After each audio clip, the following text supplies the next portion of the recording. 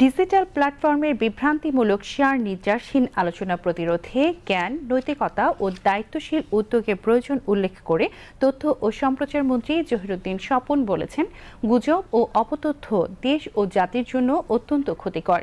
এই বিষয়ে সংবাদ মাধ্যমকে আরও দায়িত্বশীল হতে হবে। তিনি আজ রাজধানীর একটি হোটেলে আল উম্মাহ ফাউন্ডেশন আয়োজিত আল উম্মাহ জার্নাল ও ওয়েবসাইটের উদ্বোধনী অনুষ্ঠান শেষে সাংবাদিকদের এসব কথা বলেন।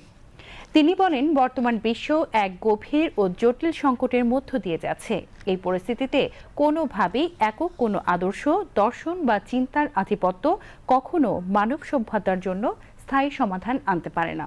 এর জন্য প্রয়োজন সমন্বিত উদ্যোগ। আল উম্মাহ ফাউন্ডেশন আয়োজিত অনুষ্ঠানটি সভাপতিত্ব করেন অন্তর্বর্তী সরকারের সাবেক ধর্ম বিষয়ক উপদেষ্টা ডক্টর.এ.এফ.এম. খালিদ হোসেন। এতে বিশেষ অতিথি হিসেবে উপস্থিত ছিলেন বিশ্বখ্যাত তুর্কি লেখক ও শিক্ষাবিদ অধ্যাপক ইয়াসিন আকতাই। আল উম্মাহ ফাউন্ডেশনের চেয়ারম্যান ও জার্নালের প্রধান সম্পাদক মোহাম্মদ জাকির হোসেন অনুষ্ঠানে স্বাগত বক্তব্য রাখেন।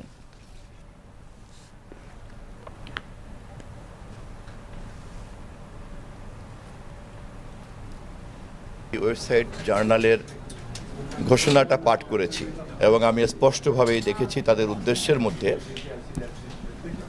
এই মুহূর্তে বিশ্বের সংকটের সকল ধরনের সমাধানের জন্য সব ধরনের চিন্তা এবং মতাদর্শের সংমিশ্রণ এবং বিনিময়কে তারা একটা অনিবার্য শর্ত মনে করেন। বৈচিত্র্যকে ধারণ করার নীতির সঙ্গে সামঞ্জস্যপূর্ণ যে যার জায়গা থেকে তার কথা বলবেন এবং আমরা সুষ্ঠুভাবে সেই কথাগুলিকে বিনিময় করব। এর মধ্য দিয়েই দেশের মানুষ, অঞ্চলের মানুষ এবং বিশ্বের মানুষ তাদের সঠিক পথ খুঁজে বের করবেন।